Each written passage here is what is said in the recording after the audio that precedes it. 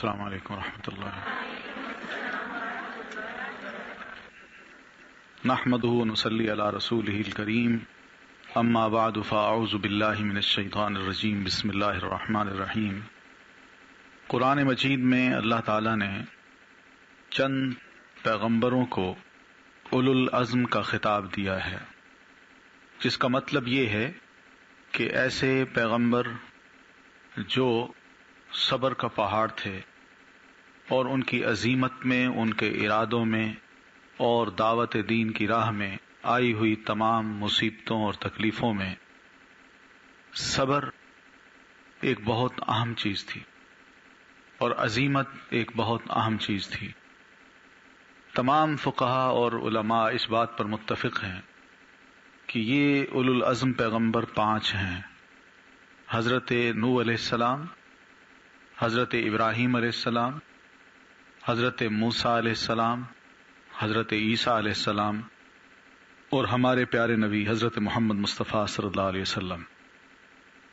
ان کو اولو العزم اس لیے کہا جاتا ہے کہ ان لوگوں نے اللہ کے دین کی تبلیغ میں جو مصائب برداشت کیے، مصیبتیں اٹھائیں اور پھر صبر کیا، یہ واقعی ایک بہت اہم کام تھا جو انہوں نے کیا اور اللہ کو پسند آیا. حضرت نوح علیہ الصلوۃ والتسلیم کی ساری زندگی ہمارے سامنے ہے. قرآن مجید نے اس کا کچھ خاکہ یوں کھینچا ہے کہ تقریباً 950 سال وہ اپنی قوم کو، اپنی امت کو تسلسل کے ساتھ دین کی دعوت دیتے رہے، اور واقعی یہ تسلسل 950 سال کا اور اس میں پھر پیغمبر کا اس عمل کو مسلسل کرتے رہنا اور نہ اکتانا، اور اس راہ میں آنے والی جو بھی مصیبتیں ہیں، جو بھی تانے ہیں، وہ سب کچھ برداشت کرنا، یہ معمولی کام نہیں تھا، ایک بہت بڑا کام تھا. اس کے لیے ارادے کی پختگی یہ چاہیے تھی، اور پھر لوگوں کے وقتاً فوقتاً جو تانے تھے، ان کے الزامات تھے، ان کو برداشت کرنا تھا. حضرت نوح علیہ الصلوۃ والتسلیم یہ سب کچھ برداشت کرتے رہے. ابراہیم علیہ السلام کو دیکھیے کہ ان کی پوری زندگی امتحانات سے عبارت ہے، پوری زندگی، اور پھر ان امتحانات میں وہ کس طرح کامیاب ہوتے ہیں. قرآن مجید میں اللہ تعالیٰ نے یہ بتایا ہے کہ وَإِذِ ابْتَلَىٰ إِبْرَاهِيمَ رَبُّهُ بِكَلِمَاتٍ فَأَتَمَّهُنَّ. کہ اللہ کے رسول آپ اس بات کو بھی یاد کیجئے کہ ابراہیم علیہ السلام کو ان کے رب نے چند باتوں میں آزمایا تھا. فَأَتَمَّهُنَّ، تو ابراہیم علیہ السلام نے انہیں پورا کر کے دکھا دیا، یعنی کامیاب ہو گئے. ان کا بچپن، ان کی جوانی، ان کا بڑھاپا، یہ سب کا سب اللہ کی اطاعت کے جذبے سے سرشار، یعنی ایک ایسی زندگی تھی کہ اللہ بھی خوش ہوئے ہیں، اور حضرت ابراہیم علیہ السلام کو یہ بھی کہا کہ یہ میرے پسندیدہ بندے تھے. اب مثال کے طور پر سورہ مریم کو جب ہم پڑھتے ہیں تو اس میں ہمیں یہ پتہ چلتا ہے کہ عین جوانی میں انہوں نے اپنے والد محترم کو جب یہ بت تراشی کرتے دیکھا اور بت فروشی کرتے دیکھا تو انہیں بڑے پیار سے سمجھاتے ہیں، اور جو انداز ہے سمجھانے کا، اس انداز میں باپ کا ادب، اس کا احترام، اس کا مقام، سوال ہی پیدا نہیں ہوتا کہ ایک گراف نیچے آیا ہو. سورہ مریم میں اللہ تعالیٰ نے ان کے بارے میں یہ باتیں کہی ہیں کہ وہ والد سے بات کرتے ہوئے یہ کہتے ہیں، یا ابتی، اے ابا جان، اے میرے ابا جان. یہ یعنی ان جذبات سے ڈوبا ہوا لفظ ہے جو والد کی محبت اپنے دل کی گہرائیوں میں رکھتے ہوئے، نفرت نہیں، یعنی دل کی گہرائیوں میں اس محبت کو رکھتے ہوئے وہ ایک بیٹے کے طور پر اور باپ کی محبت کو اپنے دل میں رکھ کے اس قسم کا لفظ کہتے ہیں، یا ابتی. اور ایک بار نہیں، بار بار کہتے ہیں، یا ابتی لم تعبد ما لا تسمع، یا ابتی لم تعبد الشیطان، یا ابتی لم، یا ابتی. بس اس طرح کے الفاظ جو ہیں، ان الفاظ سے یہ پتہ چلتا ہے کہ ابراہیم علیہ السلام کو بچپن میں اللہ کی طرف سے ان کی فطرت میں کچھ ایسی باتیں رکھ دی گئی تھیں کہ وہ عین فطرت کے مطابق زبان سے لفظ نکالتے تھے. حالانکہ انہوں نے کسی نبی کی تعلیم نہیں پڑھی تھی، کوئی ان کا ایسا استاد نہیں تھا جو ان کو یہ سمجھا سکتا، کہ والد اور بیٹے کا جب تعلق ہو تو اس میں بیٹا اپنے والد سے کس طرح گفتگو کرے. ان کے علم میں یہ باتیں نہیں تھیں، لیکن ابراہیم علیہ الصلاۃ والتسلیم فطرت کے مطابق گفتگو کرتے ہیں. اور والد کو نصیحت جو کی تو والد ہی سب سے پہلے آپ کی اس بات کے خلاف کھڑا ہوا اور اس نے یہ لفظ کہے کہ اراغب انت عن آلہتی یا ابراہیم، ابراہیم جو میں کام کرتا ہوں جن کو میں اپنا خدا مانتا ہوں تم مجھے ان سے ہٹانا چاہتے ہو؟ اگر تم باز نہ آئے تو میں تمہیں ماروں گا، سنسار کر دوں گا. یہ لفظ تھے ان کے. اور پھر اس نے یہ بھی کہہ دیا کہ تم چونکہ اور نظریے کے حامل بندے بن گئے ہو، تمہارا نظریہ ہی بدل گیا ہے، لہذا میرا کہنا یہ ہے، میں حکم دیتا ہوں کہ اس گھر سے نکل جاؤ. اب دیکھیے والد اور بیٹے کی محبت صرف نظریے کی بنیاد پہ جدا ہو رہی ہے، اور بیٹے کو ہی مجبور کیا جا رہا ہے کہ تم نکل جاؤ. ابراہیم علیہ السلام جب نکلتے ہیں تو والد کو بڑے ادب کے ساتھ پھر کہتے ہیں سلام علیک، ٹھیک ہے ابا جان، خدا حافظ، میں جا رہا ہوں. لیکن اتنی بات یاد رکھیے گا کہ آپ والد ہیں، میں پھر بھی آپ کو اپنی دعاؤں میں بھولوں گا نہیں. سأستغفر لک ربی انہ کان بی حفیہ، میں اپنے رب سے آپ کے لیے ضرور گناہوں کی بخشش کی دعا کرتا رہوں گا.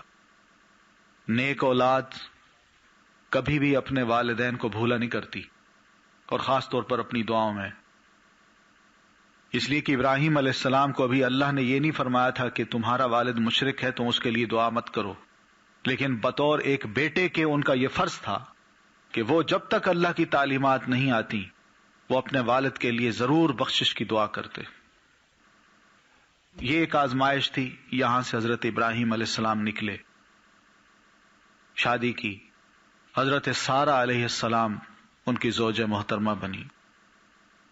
دونوں ایک ہی نظریے کے لوگ ہیں، میاں بیوی، اسلام کو ماننے والے، اللہ کے احکام کے آگے اپنے آپ کو سبمٹ کرنے والے. لیکن ان کا جینا بھی وہاں محال کر دیا گیا.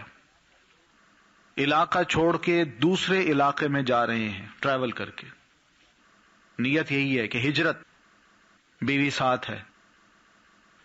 پھر جس راستے سے گزر رہے ہیں اس علاقے کا جو حاکم ہے اس کا ایک ظالمانہ اصول اور قاعدہ یہ تھا کہ اس کی سرزمین سے کوئی بھی جوڑا اگر گزر رہا ہو میاں بیوی تو وہ میاں کو قتل کر دیتا اور اس کی بیوی کو اپنے حرم میں داخل کر لیتا تھا. ابراہیم علیہ السلام کے علم میں یہ بات تھی. تو ابراہیم علیہ السلام کو اس کے سپاہی آئے اور پکڑ کے لے گئے، صرف ابراہیم کو. ابراہیم علیہ السلام سے پوچھا اس نے کون ہے؟ تو اس موقع پہ ابراہیم علیہ السلام نے جو لفظ کہے یہ وہ الفاظ ہیں جن کے بارے میں نبی علیہ الصلاۃ والتسلیم فرماتے ہیں کہ کل قیامت کو ابراہیم علیہ السلام بھی لوگوں کے اس مطالبے پر کہ آپ اللہ سے دعا کیجئے کہ وہ جلد از جلد ہمارا فیصلہ کرے، ہم میدان محشر میں کھڑے کھڑے تھک گئے ہیں. تو ابراہیم علیہ السلام فرمائیں گے کہ میں اللہ سے بات نہیں کر سکتا، اس لیے کہ مجھے اپنی زندگی میں کچھ یاد ایسے پڑتا ہے کہ میں نے جھوٹ بولا تھا. تو آج کہیں اللہ اس کے بارے میں مجھ سے پوچھ نہ لے کہ ابراہیم تم نے یہ جھوٹ کیوں بولا تھا. جبکہ ابراہیم علیہ السلام نے شرعاً اس کی جو توجیہ تھی وہ یہ بیان کی تھی دل میں، اور بعد میں اپنی بیوی کو بھی یہ بتایا. اسے یہ بتایا کہ یہ میری بہن ہے، کیونکہ بہن بھائی ہوتے تو وہ ان کو معاف کر دیتا تھا. اس نے کہا جاؤ، اور پھر یہ کہا کہ اس کو لے آؤ، سارا کو لے آؤ. ابراہیم علیہ السلام پہلے پہنچ کے اپنی بیوی سے یہ بات کرتے ہیں کہ دیکھو اس وقت اس دنیا میں اللہ کو ماننے والا اور اس کے دین کو ماننے والا سوائے میرے اور تمہارے کوئی نہیں، لہذا ہم دینی اعتبار سے بھائی ہیں. انما المؤمنون اخوۃ، اہل ایمان آپس میں بھائی بہن ہوتے ہیں، بھائی بھائی ہوتے ہیں، بہن بھائی ہوتی ہیں. تو تم اس نقطہ نظر سے اس اعتبار سے میری بہن بھی ہو، لہذا بادشاہ تمہیں بلا رہا ہے تو مجھے اس کے سامنے جھوٹا نہ بنوانا. تو یہی لفظ کہنا. تو سارا گئیں. اب روایات میں جو باتیں ہیں اس میں یہ بھی ہے کہ وہ حضرت سارہ علیہ الصلاۃ والتسلیم کی شخصیت کو دیکھ کے اپنی کرسی پہ جو بیٹھا ہوا تھا وہ صبر نہیں کر سکا. وہ اٹھا ہے، آگے بڑھا ہے کہ میں حضرت سارہ علیہ السلام کو پکڑوں، لیکن اتنے میں کسی چیز نے اس کو اٹھا کے دیوار پہ پٹخا کے مارا. وہ گرا اور پھر زمین پہ ایسے پڑا تھا، منہ سے جھاگ نکل رہی ہے، ہوش اڑ گئے ہیں. پھر اٹھتا ہے، سمجھتا نہیں ہے کہ میرے ساتھ معاملہ کیا ہوا ہے. پھر اٹھتا ہے اور پھر حضرت سارہ علیہ السلام پر دست درازی کرنا چاہتا ہے. پھر کسی چیز نے اس کو اٹھا کے پٹخایا، اٹھا کے ایسے دیوار پہ مارا جیسے گیند ماری جاتی ہے. پھر لگ کے نیچے گرا. 2 دفعہ ایسا ہوا. جب تیسری دفعہ اس نے یہ جرت کی تو سمجھ گیا کہ یہ معاملہ کچھ اور ہے. سارہ سے معافی مانگتا ہے کہ مجھے معاف کر دو. انہوں نے معاف کیا.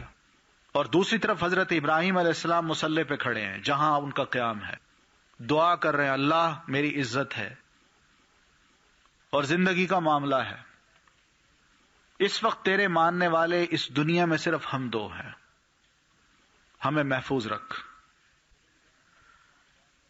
ادھر ابراہیم علیہ السلام دعا کر رہے تھے، ادھر حضرت سارہ علیہ السلام ہاجرہ کو لے کے جو اس نے گفٹ کے طور پر انہیں دی تھی کہ یہ خادمہ ہیں تمہاری خدمت کریں گی، ان کو لے کے واپس آتی ہیں اور دیکھتی ہیں ابراہیم مصلی پہ کھڑے ہیں. تو بات کی کہ اللہ نے تمہاری عزت محفوظ کر لی. تو ابراہیم علیہ السلام نے اللہ کا شکر ادا کیا. یہ بھی ایک آزمائش تھی جہاں سے ابراہیم علیہ السلام پورے ہوئے. پھر اس کے بعد میاں بیوی حضرت سارہ اور ابراہیم علیہ السلام آپس میں رہ رہے ہیں. باپ کی یہ خواہش ہے کہ میری اولاد ہو، دعا کرتے ہیں ربی حبلی من الصالحین، اللہ مجھے صالح بیٹا عطا کر. وہ یہ دعا کرتے ہیں. اور ادھر ماں یعنی حضرت سارہ علیہ السلام کی بھی ایک ممتا کی خواہش ہے کہ میری گود بھی ہری ہو، لیکن اولاد نہیں ہوئی. سارہ خود حضرت ہاجرہ علیہ السلام کو حضرت ابراہیم علیہ السلام کو دیتی ہیں کہ آپ ان سے نکاح کر لیجئے. ان سے نکاح کیا. اللہ نے ان کے ہوتے ہوئے، حضرت سارہ کے ہوتے ہوئے، سب سے پہلے بیٹا بھی ہاجرہ کو عطا کر دیا. وہ بیٹا ہوا.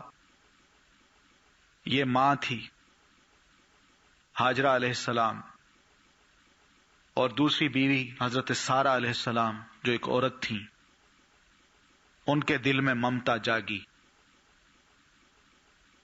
کہ بیٹا میرا نہیں ہوا، ان کا ہو گیا ہے. آہستہ آہستہ یہ چیز دل کے اندر سخت ہوتی گئی، اور ایک انسان ہونے کی حیثیت سے انہوں نے اپنے شوہر سے یہ کہہ دیا کہ اپنی اس بیوی کو میرے پاس مت رکھو، اس کو لے جاؤ یہاں سے. اللہ کے حکم سے حضرت ہاجرہ علیہ السلام کو بیٹے سمیت ابراہیم علیہ السلام وہاں سے لے کے عراق کے علاقے سے لے کے مکہ آتے ہیں. اور مکہ میں یہی جہاں چاہے زمزم ہے، زمزم کا کنواں ہے، اس کے قریب ان کو چھوڑ کے واپس جانا چاہتے ہیں. ہاجرہ آگے بڑھی. محسوس کیا انہوں نے کہ سامان بھی رکھوا دیا ہے، بیٹے کو بھی لٹا دیا ہے، مجھے بھی چھوڑ دیا ہے، اب اونٹ کی مہار پکڑ کے واپس مڑ رہے ہیں، کیوں؟ وہ آگے بڑھی. پوچھا ابراہیم کہاں چھوڑ کے جا رہے ہو، کس کے پاس چھوڑ کے جا رہے ہو؟ اور ادھر ابراہیم علیہ السلام کو اللہ کی طرف سے حکم تھا کہ گفتگو نہیں کرنی، بات نہیں کرنی. سمجھ گئیں کہ کوئی معاملہ ایسا ہے جو اللہ کی طرف سے حکم کی بنیاد پہ یہ سب کچھ کر رہے ہیں. کوئی جواب نہیں ملتا تو یہی پوچھتی ہیں ہاجرہ کہ یہ اللہ کا حکم ہے. حضرت ابراہیم علیہ السلام اس موقع پہ صرف سر ہلاتے ہیں. انہوں نے یہ لفظ کہے، یوں سر ہلایا، اور ادھر ہاجرہ کے الفاظ سنیے. ان کا بھی ایمان تھا اللہ تعالی کی ذات پہ. سنتے ہی یہ کہتی ہیں اگر ایسی بات ہے تو میرا اللہ مجھے ضائع نہیں کرے گا. ٹھیک ہے آپ جائیے. ابراہیم علیہ السلام چلتے ہیں اور اس موڑ پہ آ کے پہاڑ کی اس اوٹ پہ جہاں سے ان کی بچہ اور بیوی جدا ہو رہے ہیں، اب نظر نہیں آئیں گے، وہاں کھڑے ہو کے یہ دعا کرتے ہیں جس کو اللہ نے قرآن میں کوٹ کیا ہے، ربنا انی اسکنت من ذریتی بواد غیر ذی زرع، اللہ میں نے اپنی اولاد کو ایک ایسی وادی میں چھوڑ دیا ہے جہاں ایک پتا بھی گھاس کا نہیں اگتا، اور وہ وادی ایسی ہے عند بیتک المحرم، تیرا جو پاک گھر ہے اس کے پاس، اور اللہ میں نے کس لیے چھوڑی ہے، لیقیم الصلاۃ، تاکہ نماز قائم کریں۔ ابراہیم علیہ السلام کو دیکھیے کہ جوانی ہے تو اپنے والد کی اصلاح، اس عمر میں اللہ نے اولاد دی، ابھی بچہ ہے، چند دن کا ہے، اور دل میں یہ خواہش ہے کہ لیقیم الصلاۃ، کہ وہ نماز قائم کریں۔ ان کو چھوڑ کے واپس آتے ہیں، سوچئے کس دل کے ساتھ وہ واپس آئے ہوں گے، کتنی بڑی قربانی تھی جو اللہ کے حکم سے حضرت ابراہیم علیہ السلام دے رہے ہیں۔ واپس آئے حضرت سارہ کے پاس، ادھر اللہ نے سارہ کو بیٹا دے دیا، دونوں کو بیٹے مل گئے، کافی عرصہ اپنی بیوی سارہ کے پاس رہتے ہیں، پھر خیال آتا ہے بڑے عرصہ کے بعد کم از کم میں اپنے بیٹے اسماعیل کا پتہ تو کروں، وہاں گئے، بچہ جوان ہو چکا ہے، بھاگتا پھرتا ہے، بیٹے سے مانوس ہوتے ہیں، باتیں کرتے ہیں، کچھ دن وہاں رہتے ہیں، انہی دنوں میں اللہ ایک خواب دکھا دیتا ہے، اور خواب یہ دیکھا کہ میں اپنے بیٹے کو اپنے ہاتھ سے ذبح کر رہا ہوں۔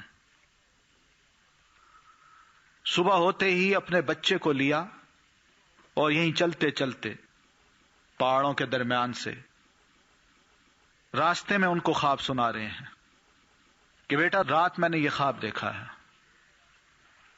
کہ انی اذبحک فانظر ماذا تری، کہ میں اپنے ہاتھ سے تمہیں ذبح کر رہا ہوں، مجھے یہ بتاؤ تمہاری کیا رائے ہے، تم کیا سمجھتے ہو؟ انہوں نے یہ سوال کیا۔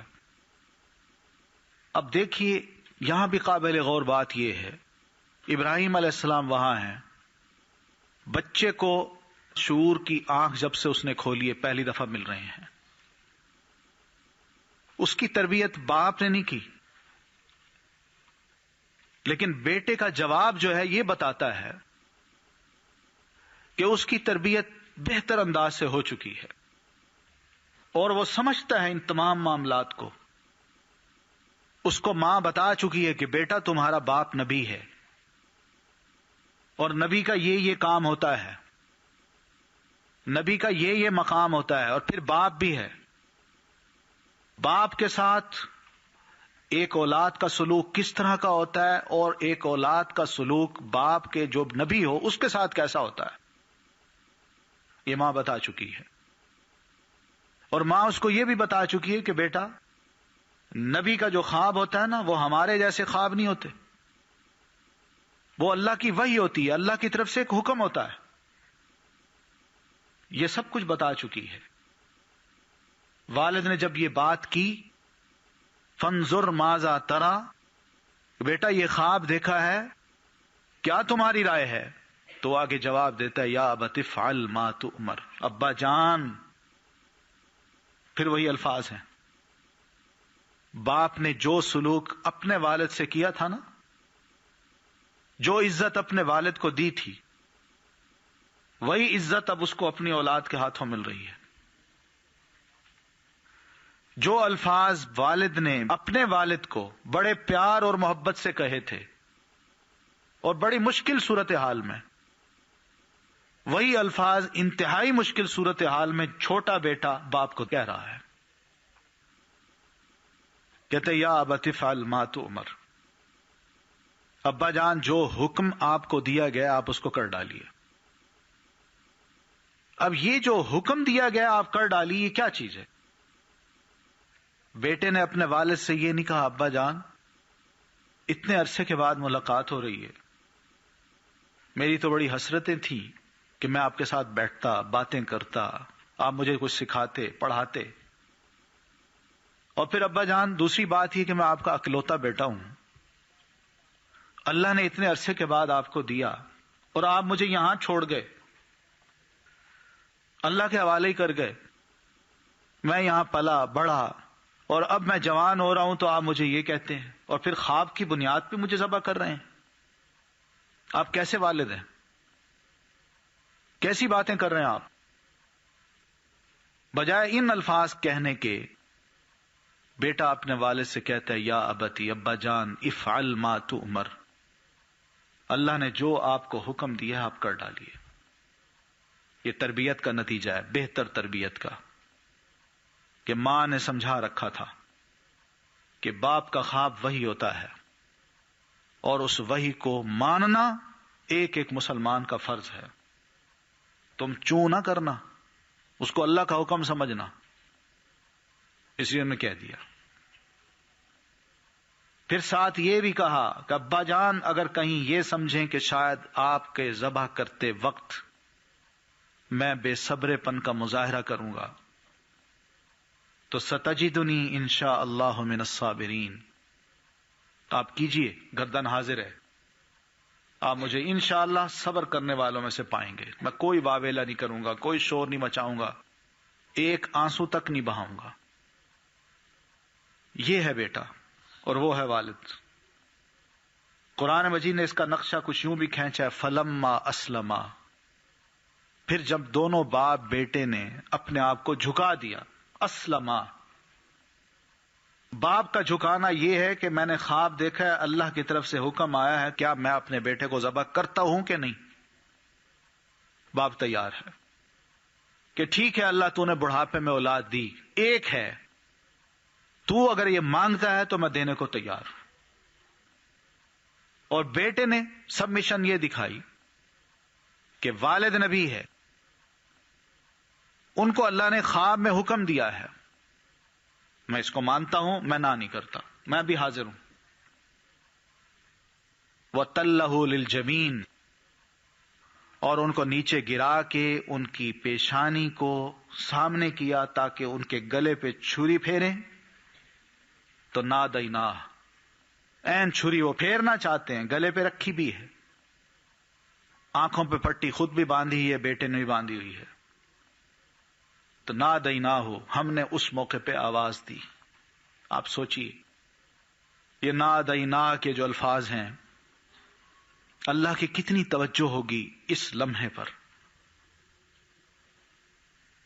فرشتے بھی کپ کپ آ رہے ہوں گے کہ باپ اور وہ نبی اپنے بیٹے اسماعیل کو محض اللہ کی خوشنودی کے لیے، اس کی رضامندی حاصل کرنے کے لیے ذبح کر رہا ہے، اور بیٹا بھی تیار ہے. یہ کیسا عجیب معاملہ ہو رہا ہے. تھم چکا ہوگا سارا کچھ.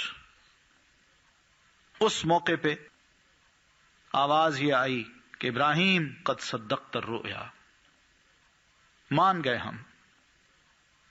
ہم نے مان لیا کہ واقعی آپ نے ہمارا کہنا مانا ہے، آپ نے اپنے خواب کو سچا کر دکھایا ہے. یہ بھی ایک آزمائش تھی جو ابراہیم علیہ السلام اس سے پوری طرح اتر گئے. ابراہیم علیہ السلام کی ساری زندگی بہرحال اس قسم کے امتحانات سے عبارت ہے. اللہ نے یہی بات تو کہی کہ ہم نے ابراہیم علیہ السلام کو چند باتوں میں آزمایا، فَأَتَمَّهُنَّ، وہ کامیاب ہو گئے. تو کامیابی پر اللہ بھی اتنے خوش ہوئے ہیں کہ ابراہیم علیہ السلام کو فرماتے ہیں ابراہیم ہم تمہیں ایک انعام دینا چاہتے ہیں، اور وہ انعام آج تک ابراہیم علیہ السلام کے بعد اللہ نے کسی نبی کو عطا نہیں کیا. وہ انعام یہ تھا کہ انی جاعلک للناس اماما، قیامت تک آنے والے جو انسان ہیں ان تمام کے لیے میں تمہیں ان کا امام، قائد اور پیشوا بنا رہا ہوں.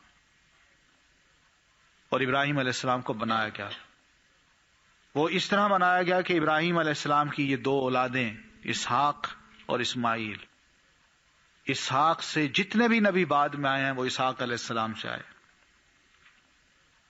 حضرت عیسیٰ علیہ السلام تک، جن کو بنو اسرائیل کہا جاتا ہے، اور بعد میں حضرت محمد صلی اللہ علیہ وسلم کو اگر نبی بنایا آخری نبی تو وہ اسماعیل علیہ السلام کی اولاد سے ہے۔ اسماعیل علیہ السلام کو اللہ تعالیٰ نے ذبح کیوں نہیں کروایا؟ کیا وجہ تھی؟ اس کی وجہ یہ تھی کہ اللہ یہی چاہتے تھے حضرت ابراہیم علیہ السلام کی، اسماعیل علیہ السلام کی پشت سے حضرت محمد صلی اللہ علیہ وسلم کو نکالا جائے۔ اس لیے ان کا لیٹنا وہ تو آسان تھا، لیکن ان کی نسل سے نبی علیہ الصلوۃ والتسلیم کو اللہ نے نکالنا تھا، اس لیے یہ قربانی نہیں ہونے دی، بلکہ ان کی اس سب مشن سے اللہ نے امت تک، قیامت تک کے انسانوں کے لیے ایک یہ چیز بتا دی کہ اب انسانوں کو ذبح نہیں کیا جائے گا، کسی بھی مقام پر کسی خدا کے بھینٹ نہیں چڑھایا جائے گا انسان کے خون کو، بلکہ اس کے علاوہ کچھ اور چیزیں ہیں۔ اس لیے ہمیں بھی اللہ کے رسول صلی اللہ علیہ وسلم نے یہ بات سمجھائی کہ ہم ابراہیم علیہ الصلوۃ والتسلیم کی ملت، آپ کے طریقے، آپ کے اسوہ حسنہ کو فالو کریں۔ آپ کو بھی کہا گیا فاتبع ملت ابراہیم حنیفا، کہ ابراہیم علیہ السلام کے جو طریقہ کار ہیں، جو طریقہ زندگی تھا، آپ اس کو فالو کیجئے۔ تو اللہ کے رسول صلی اللہ علیہ وسلم نے حضرت ابراہیم علیہ السلام کے سارا طریقہ زندگی کو فالو کیا ہے۔ بہت سے کام ہیں جو ہم دیکھتے ہیں کہ قرآن نے نبی علیہ السلام کو کہا ہے کہ آپ اس معاملے میں بھی ابراہیم علیہ السلام کا اسوہ حسنہ دیکھیے، اس معاملے میں بھی ابراہیم علیہ السلام کے طریقہ کار کو فالو کیجیے، اور اللہ کے رسول صلی اللہ علیہ وسلم کرتے تھے۔ پھر نبی علیہ الصلوۃ والتسلیم نے جو یہ بتائی ہیں باتیں کہ ابراہیم علیہ السلام اپنے بیٹے کی اس قربانی کو دیتے ہیں، اللہ ان کی جگہ ایک مینڈھا دے دیتا ہے، یہ ایک سنت ابراہیمی ہے۔ تو سنت ابراہیمی کو ہم زندہ کرتے ہیں، ہم اسی کو لے کے چلتے ہیں۔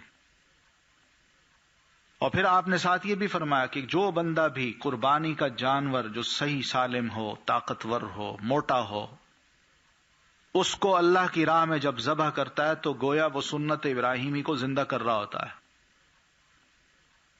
وہ سنت ابراہیمی یہی ہے کہ ابراہیم علیہ السلام نے محض اللہ کی رضا کے لیے اس کے حکم کے مطابق اپنی اولاد تک کو بھی قربان کرنا چاہا، اور اس پہ راضی تھے۔ اللہ نے ان کی اس جذبے کو سراہا اور قبول کیا۔ یہ جذبہ اللہ ہمارے اندر بھی دیکھنا چاہتا ہے کہ کیا ہم بھی سنت ابراہیمی پہ چل کے یہ بظاہر ایک چھوٹی سی قربانی تو ذبح کر رہے ہوتے ہیں، جو علامت ہے اس بات کی کہ اللہ تیری محبت میں سرشار ہو کے، تیری اطاعت میں ڈوب کے ہم یہ قربانی چھوٹی سی تیری بارگاہ میں آج پیش کر رہے ہیں۔ لیکن یہ تو ایک سمبل ہے، لیکن کل کو اگر تیرے دین کے لیے، تیرے اسلام کے لیے، تیرے رسول کے لیے ہمیں اپنی جانیں، اپنی اولاد تک کو قربان کرنا پڑا تو ہم پیچھے نہیں ہٹیں گے۔ لیکن اس قربانی کے جذبے کو جو دین ہمارے اندر چاہتا ہے کہ ہمیشہ رہے، آج کل آپ دیکھیں گی کہ اخبارات میں، خاص طور پر انگلش اخبارات ہیں، ان میں کچھ ایسے آرٹیکلز آئیں گے جس میں ہمیں یہ نصیحت کی جائے گی کہ مسلمان بہت زیادتی کرتے ہیں، بیک وقت 3 دنوں میں بہت سے جانوروں کو لے کے گھر گھر میں کاٹتے ہیں، اور اس طرح ایک اچھا خاصا گوشت جو ہے، ملک کا سرمایہ جو ہے وہ ضائع ہو جاتا ہے۔ خود زیادہ سے زیادہ 1 دن کھائیں گے، لیکن 3 دن تک جو ذبح ہوتے رہتے ہیں مسلسل جانور، یہ ایک اچھی خاصی یعنی گوشت کے جو سرمایہ ہے اس کا ضیاع ہے۔ اور پھر ساتھ یہ کہتے ہیں جبکہ دنیا میں مسلمان بھوکے مر رہے ہیں، مہاجر کیمپس لگے ہوئے ہیں، ان کو کھانے کو نہیں ملتا، اور یہاں انہوں نے گھر گھر میں خون بہا رکھا ہوتا ہے، جانور ذبح کر رہے ہوتے ہیں، اور نصیحت اس موقع پر یہی کی جاتی ہے کہ بیماروں کو، کمزوروں کو، ناچاروں کو، مہاجروں کو یہ گوشت بھیج دیا جائے یا پیسے بھیج دیے جائیں، قربانی نہ کی جائے بلکہ اس کے پیسے ان کو بھیج دیے جائیں، وہ زیادہ بہتر ہے۔ یعنی اس طرح کی نصیحتیں کی جاتی ہیں، آئیں گی اخبارات میں، آپ پڑھیں گی۔ بظاہر یہ باتیں بڑی اچھی لگتی ہیں، بہت ٹھیک ہے، لیکن حقیقت یہ ہے کہ ہم مسلمان اس عمل کو جس نیت سے کرتے ہیں وہ یہی سچا جذبہ ہے جو اللہ چاہتا ہے کہ ہر مسلمان کے دل میں بیدار رہے۔ پیسے تو وہ ادھر ادھر پہلے بھی سال کے آگے پیچھے بھی خرچ کرتا رہتا ہے، اللہ کی راہ میں بھی دیتا ہے، بہت کچھ دے دیتا ہے، غریبوں کی، کیمپس میں جو مہاجر ہیں ان کی، اور پھر اسی طرح جہاں مسلمان لٹ پٹ رہے ہیں ان کی، وہ جس طرح بھی خدمت ہو کرتا ہے۔ لیکن دین ہم سے یہ چاہتا ہے کہ یہ جذبہ ہمارے اندر کم از کم سال میں ایک دفعہ ضرور زندہ ہو کہ اللہ تیری راہ میں یہ جو خون بہا رہا ہوں یہ ایک معمولی سا نذرانہ ہے جو شاید دلیل بن جائے کل کو اس بات کی کہ اللہ تیرے دین کو میری یا میری اولاد کی ضرورت پڑی تو میں بھی قربان کرنے کو تیار ہوں۔ اصل چیز یہ ہے۔ پھر یہی بات ہے کہ ہم قربانی کے گوشت کو ضائع بھی نہیں کرتے، مسلمان کھاتے ہیں، پھر اس کے ساتھ ساتھ کتنے غریبوں کا بھلا ہو جاتا ہے۔ بہت سے غریب ایسے لوگ ہیں جو پورا سال گوشت بھی نہیں دیکھ سکتے، ان کے گھر میں پکتا نہیں ہے، ان کو موقع مل جاتا ہے اس طرح گوشت کو سٹور کرنے کا، خود کھانے کا، اپنے بچوں کو، بال بچوں کو، عزیزوں کو کھلانے کا۔ یہ ضیاع نہیں ہے۔ ہاں ضیاع اس بات پہ ضرور ہے کہ میں چھوٹا سا فنکشن کروں تو اس کے لیے میں میریٹ بک کرا لوں اس کا ہال، یا اسلام آباد کا ہال بک کرا لوں ہوٹل کا، اور پھر وہاں لوگوں کو بلواؤں اور ان کو جناب باربیکیو خوب کھلاؤں۔ وہاں ضیاء نظر نہیں آتا۔ ضیاء نظر آئے گا تو غریبوں کی جیبوں میں جانے والا یا غریبوں کے گھر میں جانے والا یہ گوشت، یہ نظر آئے گا، اس میں نظر آئے گا۔ یہ تو نبی علیہ الصلوۃ والتسلیم نے بتایا، مسلمان اس سنت کے ذریعے اپنے ایمان کو تازہ کرتے ہیں، اس کو ختم نہیں کیا جا سکتا۔ ہمارے پاس اور مدیں بہت ہیں جو ہم غریبوں کی مدد کر سکتے ہیں۔ جن مسلمانوں کو اللہ یہ توفیق دیتا ہے نا کہ وہ اپنے ہاتھ سے گھروں میں قربانیاں کرتے ہیں، وہ اپنی مدوں میں اس طرح پیسہ بھی رکھتے ہیں کہ سال میں وقتاً فوقتاً اپنے غریبوں کی خدمت کر سکیں۔ لیکن یہ جو اعتراض کرنے والے لوگ ہیں نا، ان کو توفیق نہیں ملتی، سوائے اس بات کے کہ اپنے ذات کو اچھالنے کے لیے، اپنے آپ کو بڑا بنانے کے لیے، صرف اور صرف تعلقات قائم کرنے کے لیے بڑے لوگوں کے درمیان یہ ساری عیاشیاں ہوتی ہیں۔ ان کو خود کھلاتے ہیں، خود بھی کھاتے ہیں، لیکن غریبوں کا خیال نہیں آتا۔ کون بلاتا ہے غریب آدمی کو میریٹ میں؟ توہین سمجھتا ہے بندہ آج کہ میں اگر اپنا فنکشن ہو اور اس میں کسی غریب کو بلاؤں اپنے میرٹ میں تو لوگ کیا کہیں گے کہ اس کے تعلقات ان جیسے لوگوں کے ساتھ ہیں، ایسے لوگوں کو یہ بلاتا ہے، ہم تو نہیں آتے، کوئی آئے گا ہی نہیں۔ مقصد ہے کہ صرف دین کی یہ جو چیز ہے اس میں ہمیں عیب کیوں نظر آتا ہے؟ آپ یقین مانیں کہ یہیں اسلام آباد میں ہی اور ہمارے اس مضافات میں یہ جو چھوٹے سیکٹرز ہیں، F7 کا ہے، F8 کا ہے، دوسرے ہیں G7 کے ہیں، G8 کے ہیں، G9، اس میں آپ چلے جائیں، صرف اپنی قریبی آبادی ہے، چھوٹا سا فلیٹ، جب والد کلرک تھا اس کو گورنمنٹ نے دیا تھا، وہیں اس نے شادی کی، وہیں اس کے بچے ہوئے، وہ جوان ہو گئے، وہیں رہتے ہیں، 2 کمروں کا فلیٹ ہے، سب اس میں رہتے ہیں، اور کھانے پینے کو کچھ نہیں ملتا، عیالدار لوگ ہیں۔ کیا ایسے مسلمانوں کی خدمت کر کے گوشت کا ضیاع ہے؟ اگر چند گھروں میں یہ گوشت پہنچ جاتا ہے تو اس میں کیا حرج ہے، لیکن اس کو نشانہ بنایا جاتا ہے کہ یہ ختم ہو۔ کوششیں یہی کی جا رہی ہیں کہ ہمیں ایک ایک چیز کے بارے میں لاجک دے کے، باتیں کر کے، ادھر ادھر کی باتیں کر کے ہمیں قائل کر دیا جائے کہ بھئی یہ چیز ضروری نہیں ہے، تاکہ ہم دین سے ایک طرف ہوتے جائیں، آہستہ آہستہ ہوتے جائیں۔ لیکن خود یہی اعتراض کرنے والے، اسی قسم کے آرٹیکلز لکھنے والے خود اپنے آپ کو نہیں بدلتے، نہ اپنے رویوں کو بدلتے ہیں۔ پھر دوسری بات یہ ہے کہ اس موقع پہ جو قربانی کا جانور ہے اس کے بارے میں اللہ کے رسول صلی اللہ علیہ وسلم نے کچھ خواتین کو بھی ہدایت کی ہیں۔ مردوں کی باتیں میں نہیں کرتا، میں صرف اس لیے بات کر رہا ہوں کہ آپ کے علم میں یہ باتیں ہونی چاہیے۔ حضرت اسماء، حضرت عائشہ رضی اللہ تعالی عنہا کی بڑی بہن تھی، وجود کی بالکل یعنی اتنی بڑی نہیں تھی، کمزور سی تھی، لیکن اللہ نے ان کے دل میں جو ایمان رکھا تھا نا، اور جو جوش تھا، وہ قابل دید تھا۔ آپ غار سور میں تھے تو یہی اسماء ہی ہوتی تھیں جو کہ کھانا چھپ چھپا کے پکا کے چھپ چھپا کے راستوں میں پہنچا دیتی تھی، کوئی ڈر نہیں ہوتا تھا، ڈرتی نہیں تھی۔ اور شاید انہی کی بہادری تھی، اسی وجہ سے ان کے بارے میں یہ آتا ہے کہ انہوں نے قربانی کا جانور اپنے ہاتھ سے ذبح کیا ہے۔ ہمارے تو مرد جو ہے وہ بھی چڑیا ذبح کرنے کو ڈرتے ہیں۔ حضرت اسماء رضی اللہ تعالی عنہا خاتون ہونے کی حیثیت سے وہ اپنی قربانی کے جانور کو ذبح کر رہی ہیں، تو عورتیں قربانی کے جانور کو اپنے ہاتھ سے اس کے گلے پہ چھری پھیر سکتی ہیں، اس میں معیوب بات نہیں ہے۔ اور خاتون کو اگر اللہ تعالیٰ نے زیادہ دے رکھا ہے تو وہ اپنی طرف سے اگر چاہے تو قربانی کر لے، اس کا بھی اسے ثواب ملے گا۔ لیکن اگر ایک گھر کی طرف سے خاوند قربانی کر رہا ہے تو وہ پورے گھر والوں کی طرف سے ہو جاتی ہے۔ ہر ایک کو الگ الگ قربانی کرنے کی ضرورت نہیں ہے۔ اگر ہانڈی ایک گھر میں پکتی ہے ایک ہی، تو پھر گھر کا جو سربراہ ہے وہ سب کی طرف سے ایک قربانی پیش کر دے، ٹھیک ہے، کافی ہے۔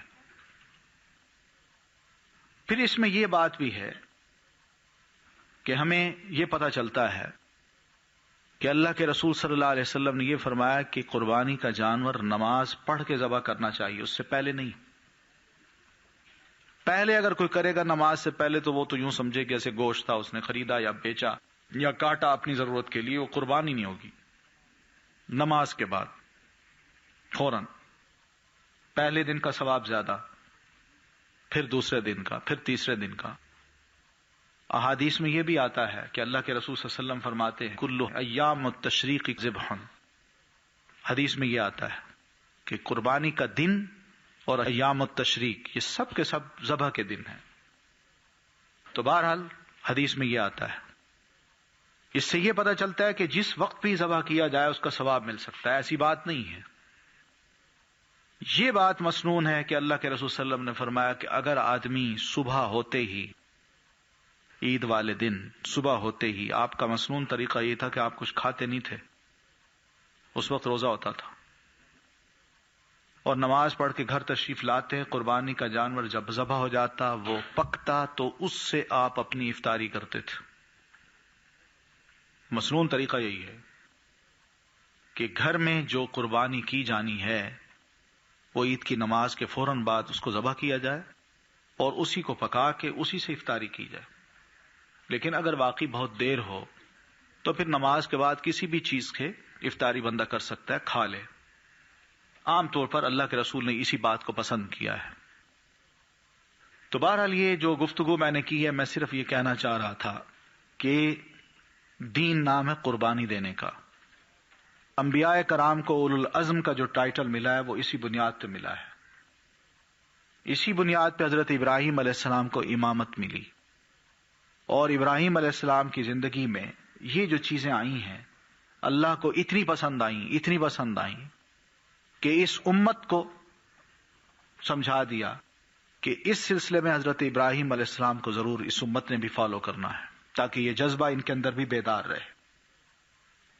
یہ بات بہرحال ہم سمجھتے ہیں کہ اس قسم کے جذبات کو اگر سلا دیا جائے جو دین آہستہ آہستہ ہمارے اندر پیدا کرنا چاہتا ہے، ان کو آہستہ آہستہ سلا دیا جائے تو آدمی کا ایمان بھی سو جاتا ہے، جاگتا نہیں ہے۔ پھر اس کے لیے اس کے نزدیک یا اس کی نظر میں فرائض ہوں، دین کے سنتیں ہوں، حلال اور حرام کا مسئلہ ہو، جائز اور ناجائز کا مسئلہ ہو، یہ سب برابر ہو جاتا ہے۔ یہی جذبے ہیں جو اللہ نے ہم مسلمانوں کو عطا کیے، شاید انہی کے ذریعے یہ چیزیں ہمارے اندر بیداری پیدا کر دیں اور ہم کچھ کام ایسے دنیا میں کر جائیں جس کو کل اللہ تعالیٰ قبول کر کے ہمیں معاف کر دے۔ تو بہرحال عید کی مناسبت سے قربانی کی جہاں تک بات ہے، اس کا صرف فلسفہ یہی ہے کہ اللہ اس قسم کی قربانی ہم سے کروا کے ہمارے اندر سے یہ جذبے نکلوانا چاہتا ہے کہ ہم اللہ کی راہ میں کتنی قربانی دینے کے روادار ہیں، کتنا جذبہ ہے ہمارے پاس، دین کو جب ضرورت پڑتی ہے ہم اس موقع پر کتنا آگے بڑھتے ہیں اور کتنا پیچھے ہٹتے ہیں۔ یہ ایک ٹیسٹ بھی ہوتا ہے مسلمان کی زندگی کا۔ تو یہ ہمارا آگے بڑھنا، یہ بھی اگر سچے جذبے سے ہو، چاہے معمولی سا کیوں نہ ہو، یہ بھی قربانی سے کم نہیں ہے۔ ہر بندے کو اللہ تعالیٰ اس کے وزن کے برابر امتحان میں ڈالتا ہے۔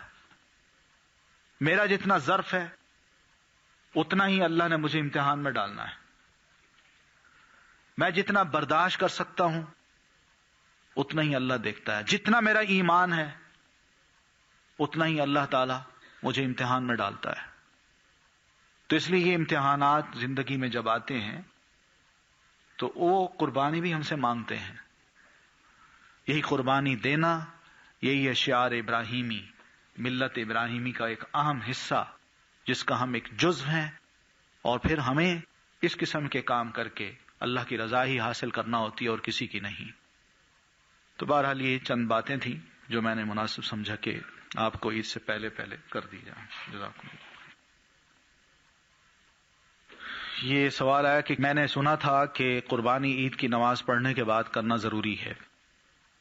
یہ پوچھنا ہے کہ اگر کوئی شخص امریکہ میں اور اس کی طرف سے قربانی پاکستان میں دی جانی ہو تو یہاں تو عید پہلے ہو جاتی ہے، اگر اس کی نماز پڑھنے سے پہلے یہاں قربانی ہو جائے تو کیا وہ ٹھیک ہے؟ اگر نہیں تو پھر کیا کرنا چاہیے؟ پہلی بات تو یہ کہ ان کو یہ چاہیے کہ وہیں امریکہ میں ہی قربانی کریں۔ اب وہاں مسائل ہوتے ہیں، وہاں کوئی بچر شاپ ہوتی نہیں ہے، بچرز ملتے نہیں کہ وہاں جا کے بازار میں عام جیسے ہمارے ہاں بکریاں گائیں مل جاتی ہیں، وہاں نہیں ملتی، تو وہ مشکل ہوتی ہے ان کے لیے۔ تو اس لیے وہاں کے مسلمان زیادہ تر یہی کام کرتے ہیں کہ اپنی قربانیوں کو یا تو وہ پاکستان میں جہاں جہاں ان کے اپنے رہنے والے لوگ ہیں ان کے پاس پیسے بھیج دیتے ہیں کہ وہ ہماری طرف سے قربانی کر دیں۔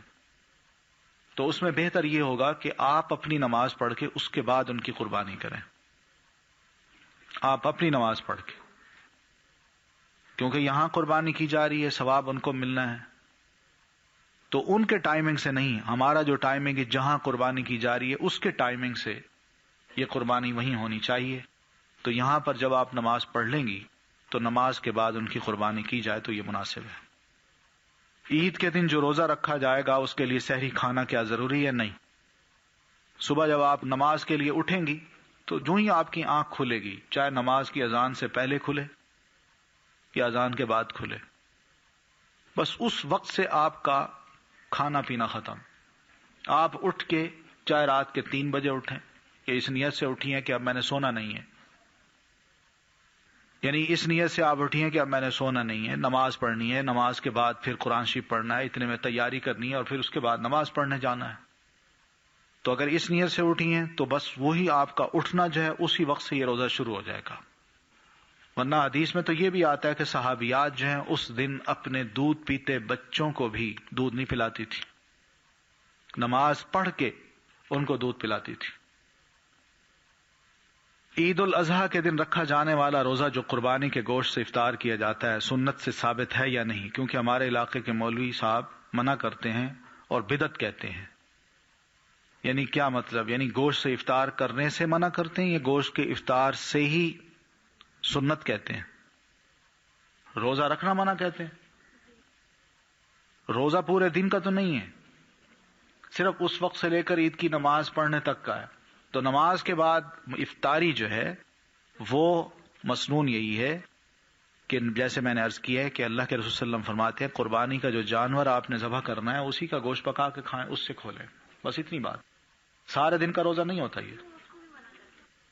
واللہ عالم کیسے منع کرتے ہیں تو حدیث میں آتا ہے، اگر وہ منع کرتے ہیں تو ان سے پوچھنا چاہیے کہ بھئی آپ کے پاس کیا دلیل ہے۔ قربانی کا جانور ذبح کرنے والا قصاب اگر رشتہ دار ہو، پیسے نہ لے بلکہ کھا لے جائے تو کیا اس کو پیسے دینے چاہیے؟ کیونکہ غریب ہونے کی وجہ سے کھال تو لے جاتے ہیں مگر پیسے نہیں لیتے۔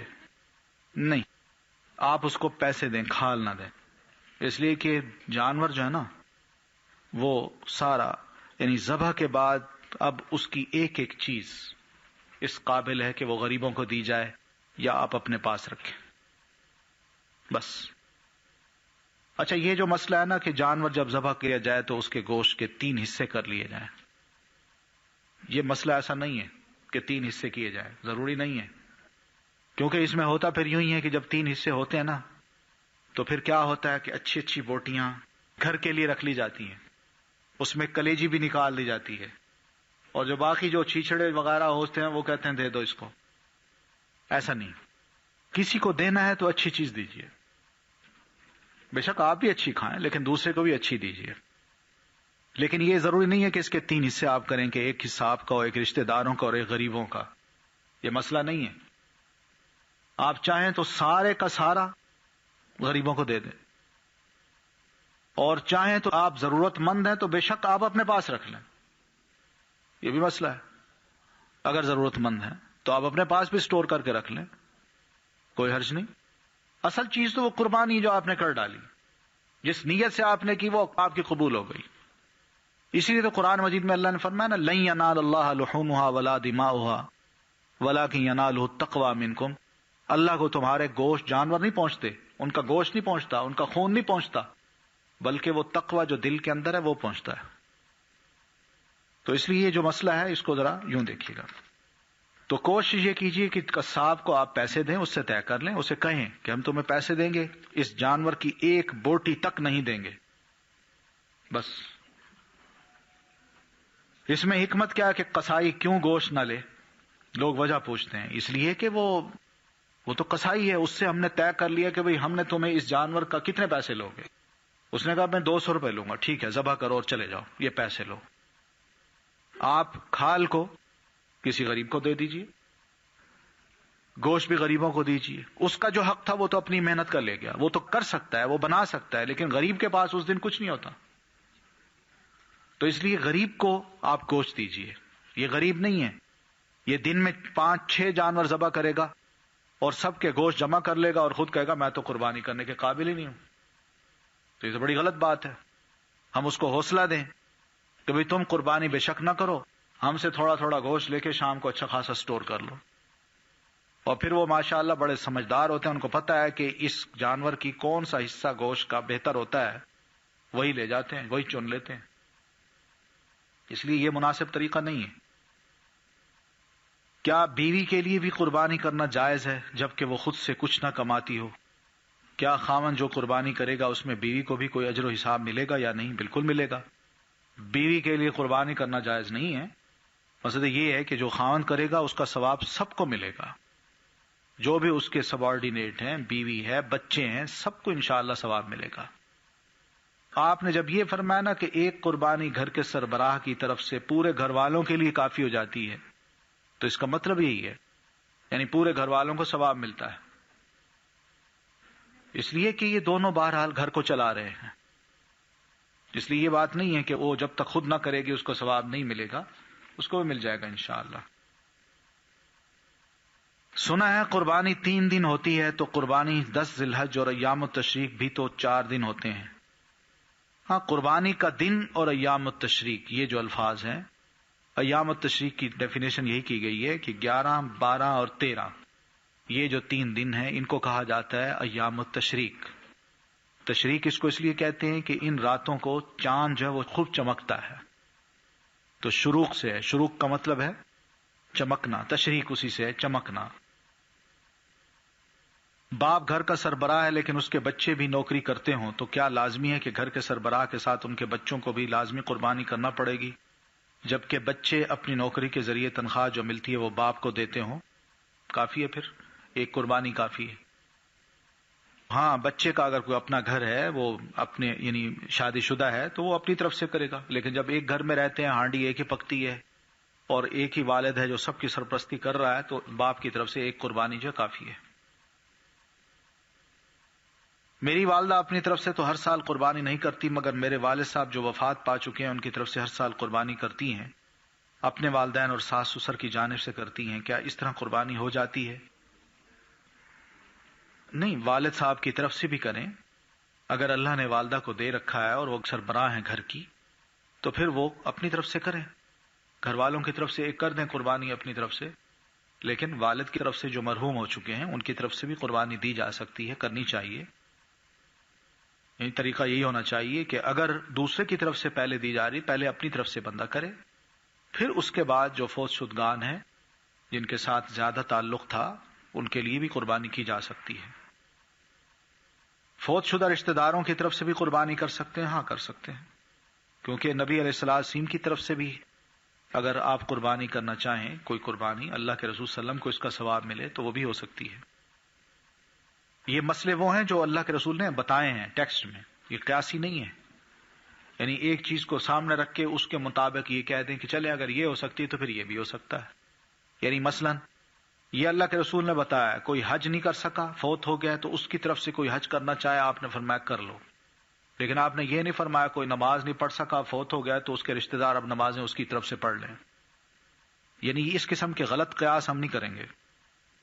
ہم قربانی میں سے کچھ گوشت غیر مسلم ہمسایوں کو دے سکتے ہیں، ہاں دے دیں، کوئی حرج نہیں، ہمسائے بھی ہیں وہ بھی حق ادا ہوگا، اور غیر مسلم کو دیں گے، انسان ہے اس کو بھی دے سکتے ہیں، کوئی حرج نہیں۔